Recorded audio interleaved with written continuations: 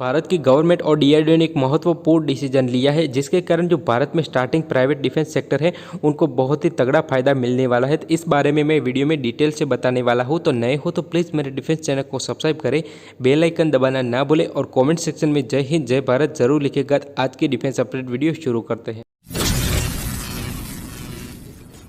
अभी फिलहाल अमेरिका पूरी दुनिया पे राज क्यों करता है? क्योंकि जो अमेरिकन के डिफेंस प्राइवेट सेक्टर है वो वेल डेवलप है, जिसमें लॉकहीड मार्टिन, बोइंग और प्रेट विटनी जैसी घातक कंपनियां शामिल है जो कि नए नए डिफेंस इक्विपमेंट और टेक्नोलॉजी बनाती रहती है।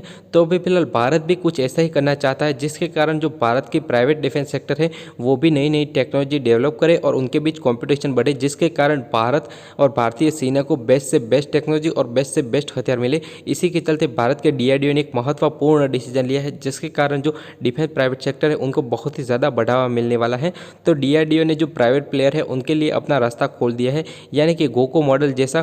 तो भारत के डीआरडीओ के साथ प्राइवेट कंपनी कोलैबोरेशन कर सकती है और जो भारत के डीआरडीओ की जो लेबोरेटरी है वो प्राइवेट प्लेयर यूज़ कर सकते हैं, क्योंकि जो नए स्टार्टिंग प्राइवेट प्लेयर है उनके पास इतनी वेल डेवलप लेबोरेटरी नहीं होती, जिसके कारण उनका रिसर्च पूरा नहीं हो पाता। पर अभी फिलहाल डीआरडीओ के पास वेल स्टेब्लिश्ड लेबोरेटरी है, जिसका यूज़ करके प्राइवेट प्लेयर उनके जो नई नई टेक्नोलॉजी है वो डेवलप कर सकते हैं। तो इसके कारण क्या होगा कि डीआरडीओ की लेबोरेटरी और प्राइवेट प्लेयर अपना एफर्ट लगा के नई नई टेक्नोलॉजी डेवलप कर सकते हैं। इसके अलावा भारत की गवर्नमेंट ने भी एक महत्वपूर्ण डिसीजन लिया है, जिसके कारण जो भारत की प्राइवेट प्लेयर हैं उनको बहुत ही ज़्यादा फायदा मिलने वाला है और जो विदेशी कंपनियां हैं वो इस चीज़ में कंपटीशन भी नहीं कर पाएंगी।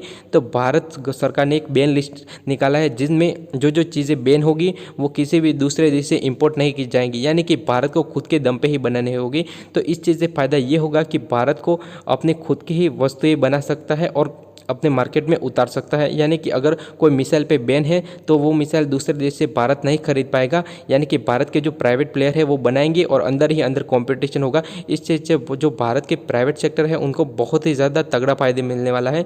इसके अलावा जो डीआरडीओ के साथ कोलैबोरेशन मिलेगा तो डीआरडीओ का एक्सपीरियंस भी मिलेगा। इसके अलावा डीआरडीओ लेबोरेटरी भी मिलने वाली है। तो भारत सरकार और डीआरडीओ के इस फैसले की वजह से भारत को दो तगड़े फायदे होने वाले हैं। तो सबसे पहला फायदा ये है कि उसका जो प्रोडक्शन रेट है वो बहुत ही ज़्यादा बढ़ने वाला है, क्योंकि प्राइवेट प्लेयर का प्रोडक्शन रेट तो आप जानते ही होंगे कि वो बहुत ही तेज़ी से किसी भी प्रोडक्ट को बनाते होंगे। पर जो हमारी गवर्नमेंट फैसिलिटी है उनका जो प्रोडक्शन रेट है वो बहुत ही ज़्यादा कम होता है। तो हमारा तेजस को ही देख लो, उसका जो प्रोडक्शन रेट है वो बहुत ही ज़्यादा कम है। पर उसकी जगह अगर प्राइवेट प्लेयर को मौका दिया जाता तो प्राइवेट प्लेयर तेजस को बहुत ही जल्दी बना लेता। तो गवर्नमेंट रिसर्च करेगी और जो प्राइवेट सेक्टर है वो प्रोडक्शन रेट के मामले में तो बहुत ही तगड़े प्रोडक्शन रेट से किसी भी टेक्नोलॉजी को बना सकते हैं। इसके अलावा दूसरा बड़ा फायदा ये है कि अगर कोई भी विदेशी देश से हम हथियार खरीद देते हैं तो हमारी बहुत ही ज़्यादा पैसा विदेशी हथियारों को खरीदने में चला जाता है। तो वो पैसा हमारे देश में ही रहेगा अगर प्राइवेट और गवर्नमेंट कोलैबोरेशन होता है। तो अगर आपको मेरा इन्फॉर्मेटिव वीडियो अच्छा लगे तो please subscribe my channel. Thank you for watching.